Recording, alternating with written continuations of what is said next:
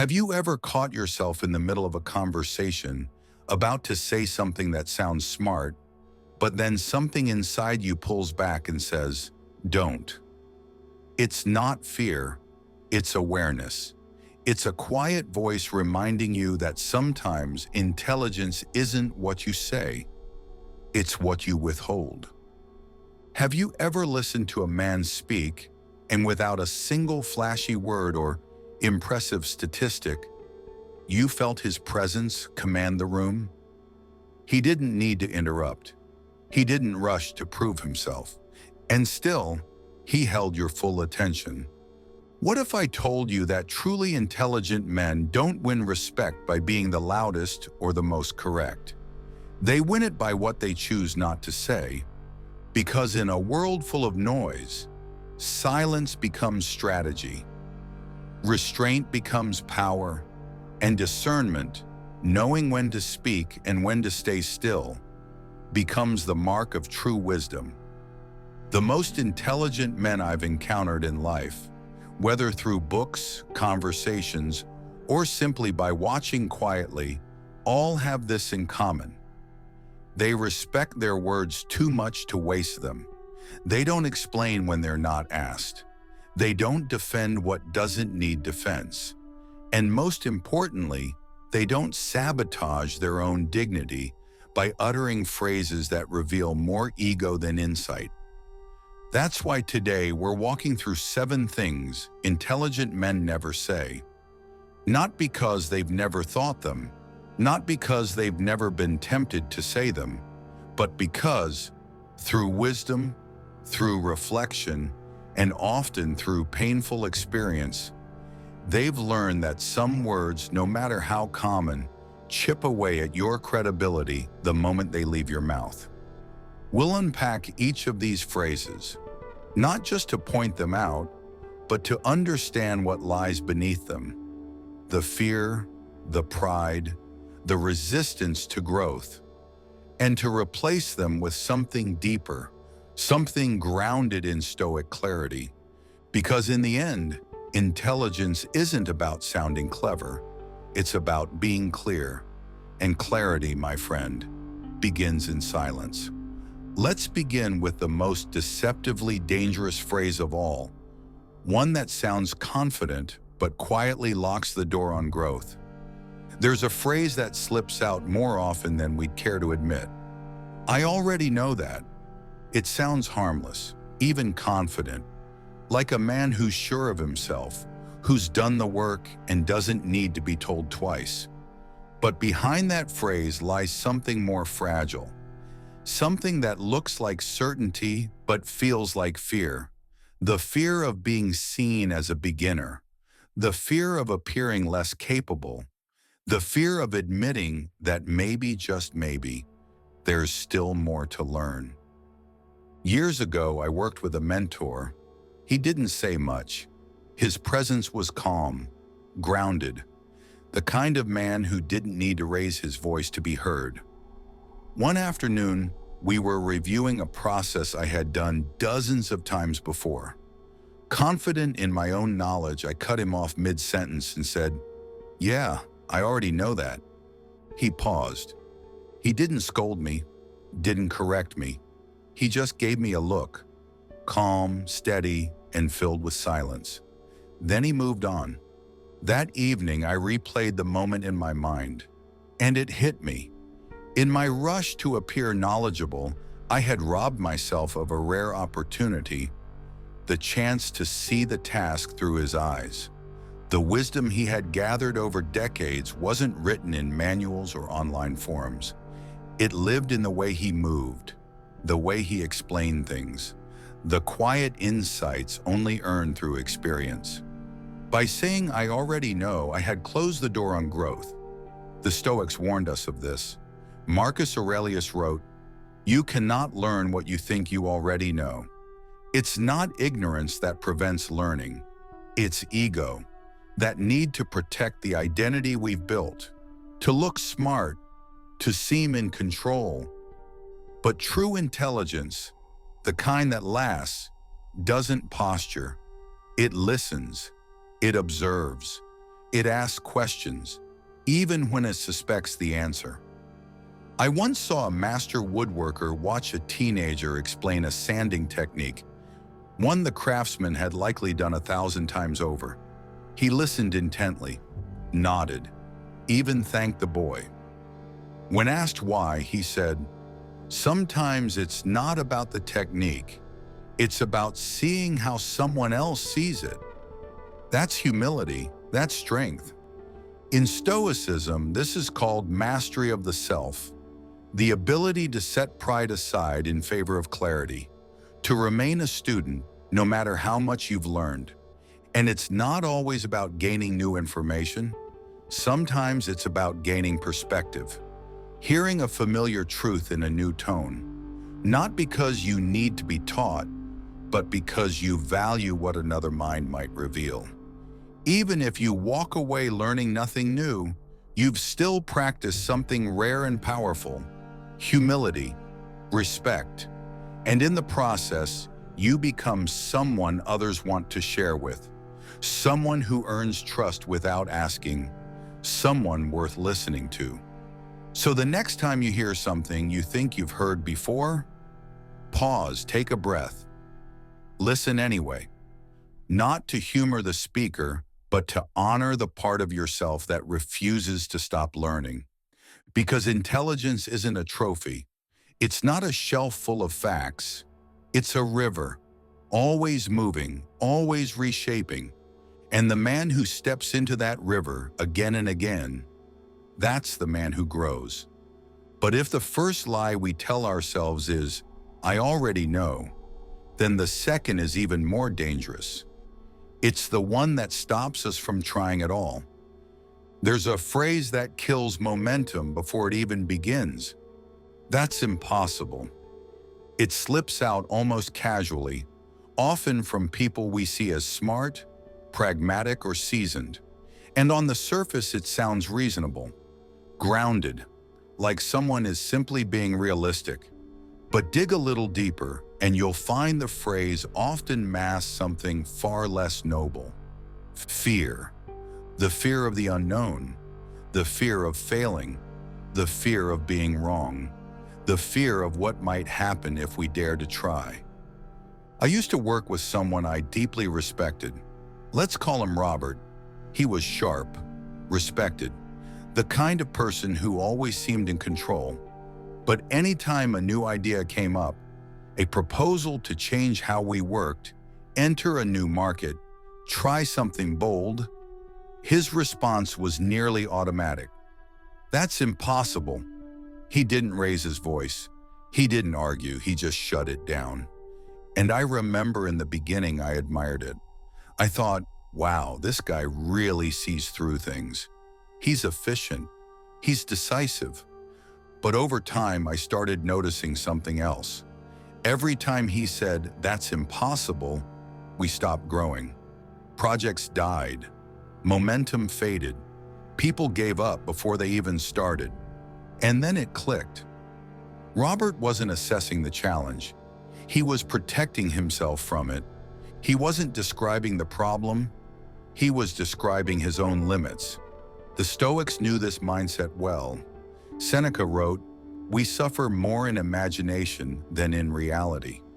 So often, what we label as impossible is simply unfamiliar. We confuse comfort with certainty. If the path isn't clearly lit, we assume it can't be walked. If the outcome isn't guaranteed, we assume it's doomed. But Stoic wisdom reminds us, the obstacle isn't the problem. Our view of the obstacle is. I remember a project I was part of years after working with Robert. It was chaotic.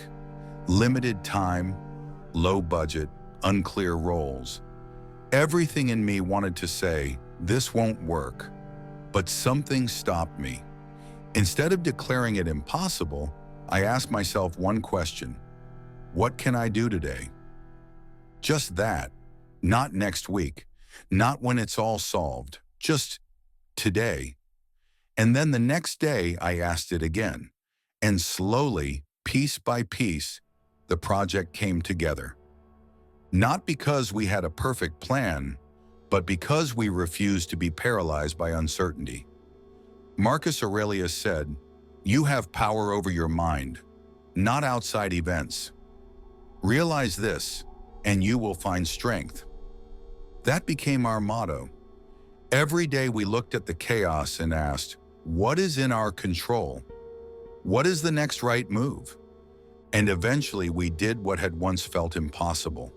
Not through magic, but through momentum. That's what intelligent men understand. What seems impossible is often just unfamiliar. It's not a wall, it's a fog. And the only way to clear fog is to walk into it, step by step. A man who says, "That's impossible," shuts the door on possibility. But a man who says, "Let's try," opens doors even he didn't know were there. In Stoicism, this is courage, not the loud kind, not chest-beating bravado, but the quiet, relentless kind, the courage to move forward even when the outcome is unclear. Because in the end, intelligence isn't about being the smartest in the room. It's about being the one who's still willing to try when others have already quit. But if labeling something impossible can kill your momentum, then denying responsibility is what kills your growth. There's a sentence that seems innocent when we say it, even justified. "That's not my fault." It sounds like a natural defense, a way to draw a line between ourselves and the chaos that's unfolding. But more often than not, that sentence becomes a quiet surrender, a surrender of power, a surrender of growth, a surrender of the one thing that defines intelligent men: responsibility. I remember a man I worked with years ago. Let's call him Michael. He lost a major client, and the fallout was ugly.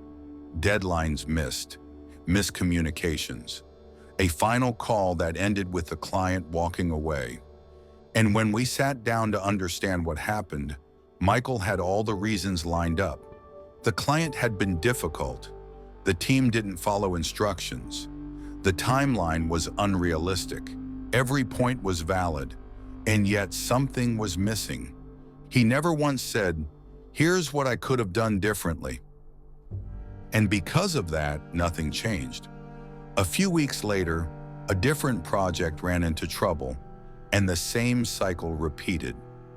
Michael pointed fingers, defended his role, and again missed the opportunity to lead.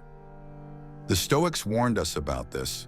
Epictetus taught, "It's not what happens to you, but how you react to it that matters." The moment you say, "That's not my fault," what you're really saying is, "I'm not part of the solution." And that's dangerous, because the moment you remove yourself from the solution, you give away your influence. You give away your ability to grow. Intelligent men know this. They've learned that responsibility isn't about blame. It's about ownership. It's saying, "Maybe I didn't cause this mess, but what can I do about it?" It's not weakness, it's power, because when you take responsibility, even for just your part, you shift from passive to active, from victim to leader. In my own life, the times I've grown the most were not when everything went smoothly. They were when I owned my missteps, no matter how small. A missed email, a poorly prepared meeting, a moment when I failed to clarify expectations. Owning it didn't make me look weak, it made me trustworthy. Because people don't expect perfection. They expect accountability. And the moment they see you take it, without flinching, without excuses, they lean in. They respect you because they see a man who's not afraid to look at himself and say, "I can do better." That's rare. That's powerful. That's stoic. Marcus Aurelius didn't spend his life blaming generals, advisors, or fate. He asked himself again and again, "What is in my control?" That's the question that intelligent men live by. So next time something goes wrong, whether it's at work, at home, or inside your own thoughts, Don't rush to say, "That's not my fault." Instead, pause and ask, "What's one part of this that I can take ownership of?" It might be small, but it will change everything. Because in that moment, you're no longer reacting, you're leading. But what happens when pride doesn't just shift blame, but pretends we don't need anyone at all? There's a story men tell themselves, one that sounds noble, almost heroic. "I don't need any help." It echoes like a badge of honor, a declaration of strength, independence, and self-reliance. In movies, the lone wolf is the one who survives. In life, the man who walks alone is often admired for his resolve. But the truth beneath that phrase, it's not courage, it's pride, quiet, subtle, slowly corrosive. It convinces us that asking for support is weakness, that real men carry the weight alone, that showing vulnerability means surrendering power. I once believed that lie. I thought that keeping my struggles to myself was a sign of control, that I had to appear composed, at work, at home, in front of everyone. When things got difficult, I tightened up. I worked later, slept less, smiled more, to hide what I was carrying, and the burden grew. Not because life got harder, but because I refused to share the weight. The Stoics, often misread as cold or emotionally detached, never taught us to carry the world alone.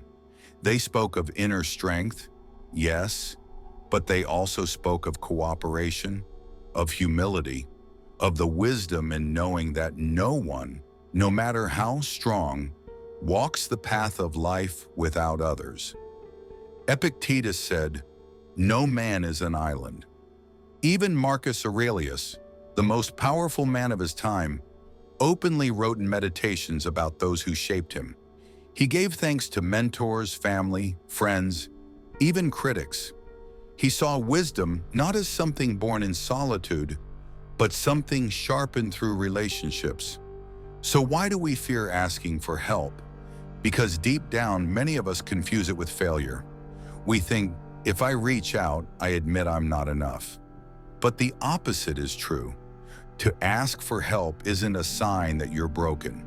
It's proof that you're self-aware, that you've grown enough to know your limits, that you trust others enough to let them in. Years ago, a friend shared something that stuck with me.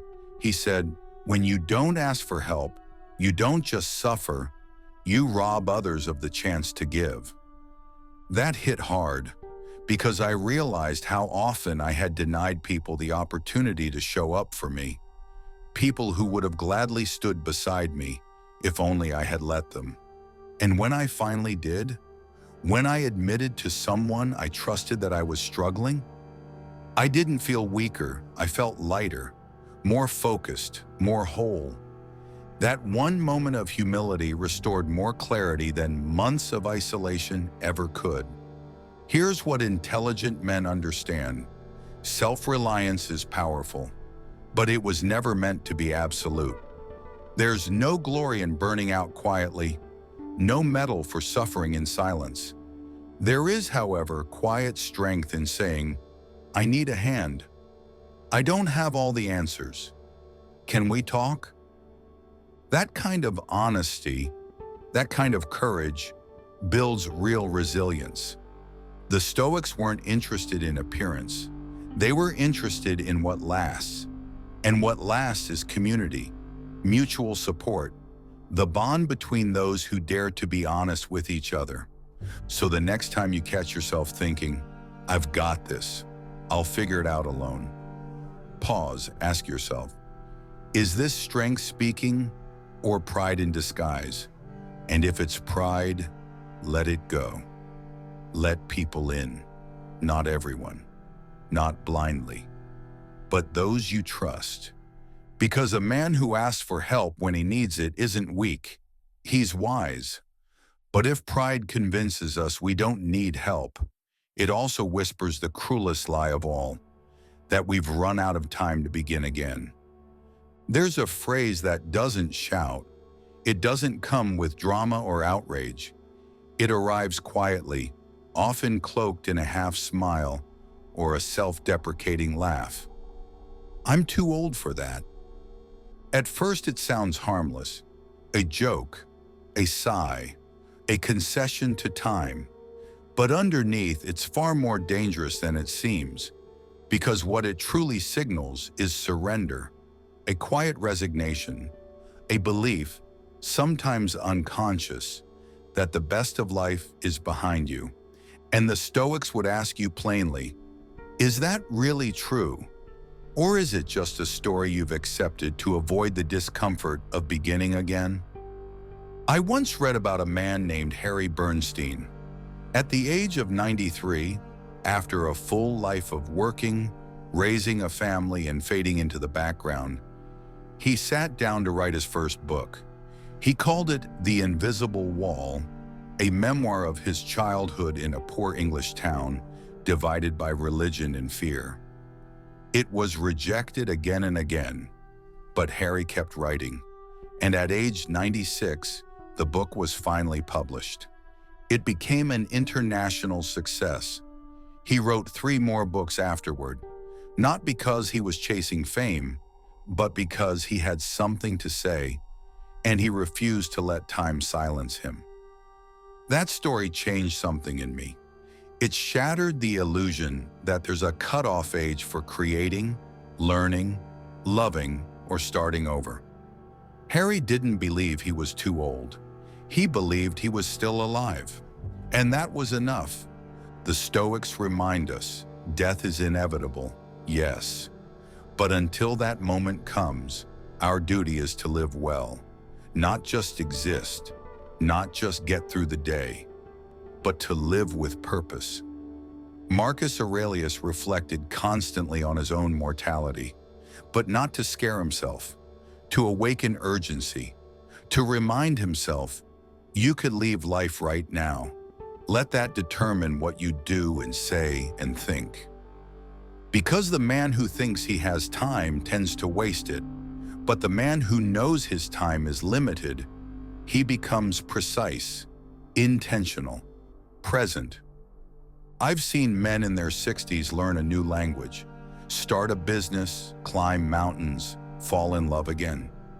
Not because they denied their age, but because they refused to let it define their limits. On the other hand, I've seen men in their 40s who act like life is already behind them, tired, withdrawn, looking backward more than they look forward. And the difference wasn't biology, it was belief. Because saying I'm too old for that doesn't protect you from failure, it guarantees it by making you quit before you've even tried. What if instead you asked, what can I do with the time I still have? What if you decided that every day, no matter your age, is a blank page? That's Stoicism in practice, living fully in the time you're given. Knowing that virtue is not bound by age, that wisdom doesn't peak, it deepens. So whether you're 30, 50, 70, the question isn't, what have I missed? It's, what's still possible? And the answer? More than you think. Because life isn't finished with you until you're finished with it. But if age tries to convince you it's too late, the next lie whispers you still have time, just not today. There's a phrase that feels soft when you say it, a gentle delay, a quiet promise to your future self. I'll do it later. No panic, no urgency, just the illusion of time. But here's the truth intelligent men learn, sometimes too late. Later is the most seductive lie we tell ourselves, because it sounds responsible. It feels like we're planning, but in reality, we're postponing what matters. I once knew a man named Thomas, successful by every measure. He had the career, the respect, the routine. But he also had a habit, putting off the small things that weren't urgent, yet essential. I'll call my father next weekend. I'll take my son fishing when things settle down. I'll write that letter when I have more time. But time doesn't wait, and life doesn't pause just because we plan to come back to it. His father passed suddenly. The trip never happened. The calls were never made. And Thomas was left staring at a draft in his phone. Words never sent. Moments never lived. He once told me, "It wasn't that I didn't care. It was that I thought I had time." The Stoics were ruthless about this truth. Marcus Aurelius reminded himself daily, "You could leave life right now. Let that determine what you do and say and think." It wasn't meant to make life heavier. It was meant to make it real. Because we live like we'll have infinite chances, infinite conversations, infinite mornings, but we won't. And every time we say, "I'll do it later," we're gambling with something we don't control: time. What would you do if you knew this week was your last? Who would you speak to? What would you fix? What would you finally begin? Stoicism teaches us to act now, not impulsively, but intentionally. Because intention without action is nothing more than a daydream. And wise men do not build their lives on maybe. They build it on movement. Now today, it's not about rushing through life. It's about recognizing the danger of drifting. Because drifting becomes habit, and habit becomes a lifetime of regrets that arrive quietly, long after the window has closed. I've seen it happen in myself. Letters I postponed, apologies I delayed, ideas I shelved, waiting for the perfect moment. But perfection is a myth. It never arrives. And if it does, it shows up long after the chance is gone. The man who acts today, even in uncertainty, even in discomfort, he builds momentum. He builds clarity. He builds a life. So when you feel that phrase rising, "I'll do it later," pause. Then ask yourself, what will happen if I do it now? Because later might never come, and even if it does, it won't bring back what you lost by waiting. And sometimes the most dangerous excuse isn't time, it's identity. There's a phrase that sounds final, like the end of a sentence, like the closing of a door. "That's just how I am." It often comes after criticism, after feedback, after a moment of discomfort that asks us to change. And instead of leaning in, we retreat. We say, "This is me. Take it or leave it." But what if the person you are today isn't the person you were meant to stay? This phrase doesn't signal confidence, it signals resistance. Resistance to growth, to discomfort, to the very process that makes us wiser. I've seen it in so many forms. The man who loses his temper and says, "I've always had a short fuse. That's just me." The man who avoids intimacy, deflecting with, "I've never been the emotional type. That's how I've always been."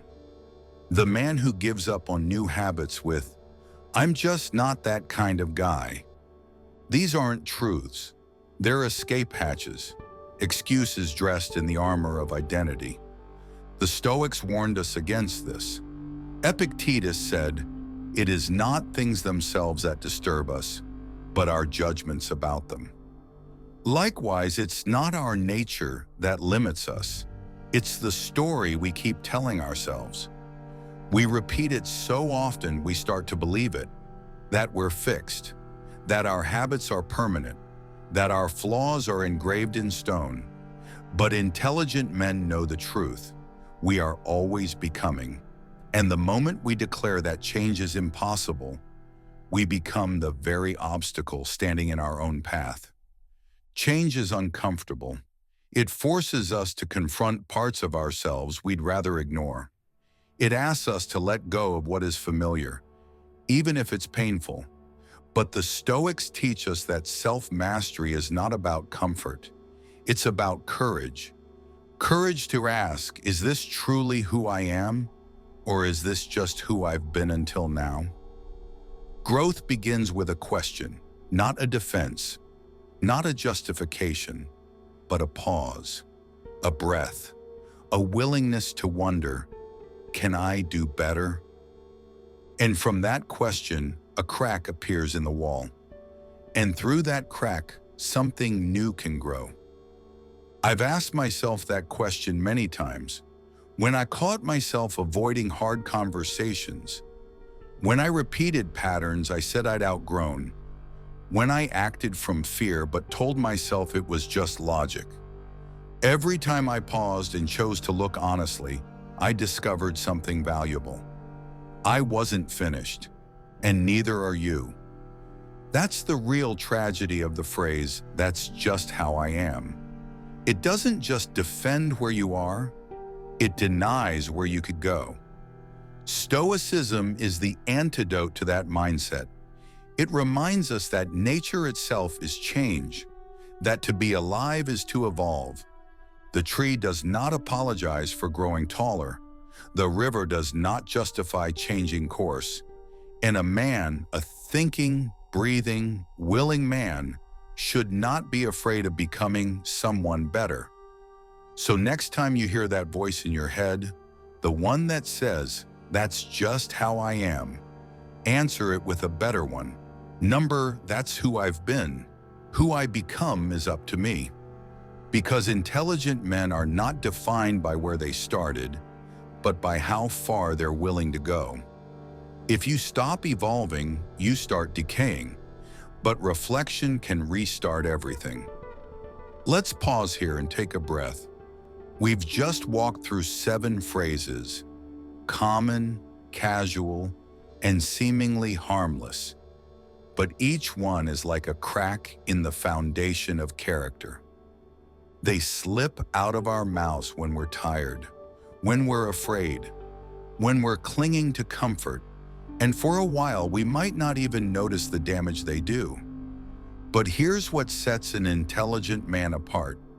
He pays attention to what others overlook. He hears the words coming out of his own mouth, and he asks himself, is this a line with the man I want to be? Because intelligence isn't just about how we speak to others, it's about how we speak to ourselves. Let's reflect. When you say, "I already know that," you're not just shutting someone else down, you're shutting yourself off from growth. When you say that's impossible, you're not describing a fact, you're exposing a fear.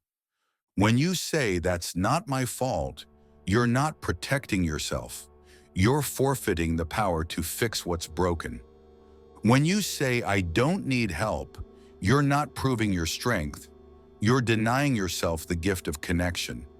When you say I'm too old for that, you're not facing reality, you're retreating from possibility. When you say I'll do it later, you're not making a plan, you're betting against time. And when you say that's just how I am, you're not honoring your identity, you're resisting your potential. Each of these phrases is a decision, a fork in the road. One path leads to stagnation, the other to growth.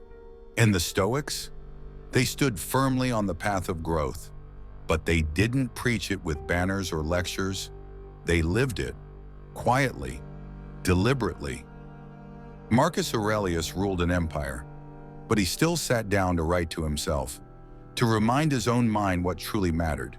He faced betrayal, loss, pressure, yet returned always to one truth. You have power over your mind, not outside events.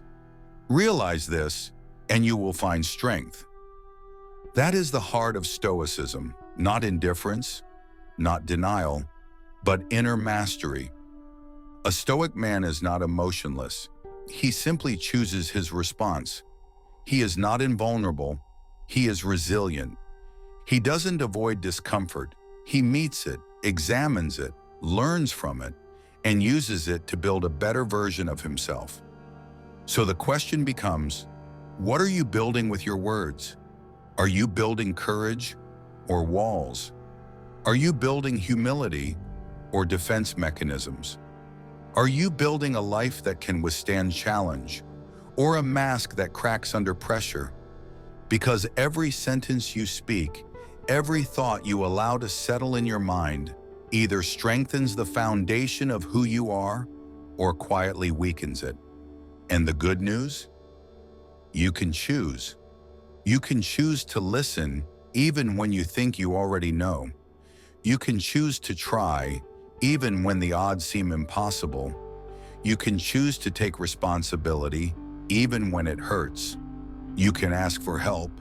You can start again. You can act today. You can evolve. The man you were last year, last month, even yesterday, does not define who you are tomorrow. That's the Stoic path, the path of quiet strength, the kind that doesn't need applause but earns respect in silence. And maybe the most powerful moment of all is when you catch yourself about to say something familiar, something that once limited you, and you stop, you pause, you smile, and you say something new, something honest, something grounded, something better. Maybe it's, I'm open to learning. Let's find a way. What can I do differently? Can you give me a hand? It's never too late. I'll start now. I can change. These aren't just words, they're tools, steps, signals that you're becoming something stronger, deeper, freer. And if there's one final truth to leave you with, it's this. Wisdom is not found in being flawless. It's found in being willing. Willing to learn, willing to admit, willing to grow. And every man who chooses that path, day after day, choice after choice, becomes someone worth listening to. Not because he always says the right thing, but because he knows when not to say the wrong thing. That's what makes him intelligent. That's what makes him stoic. That's what makes him strong. And now, you are one step closer to becoming that man. Not tomorrow, not later, but now. Because the next word you choose might just change everything.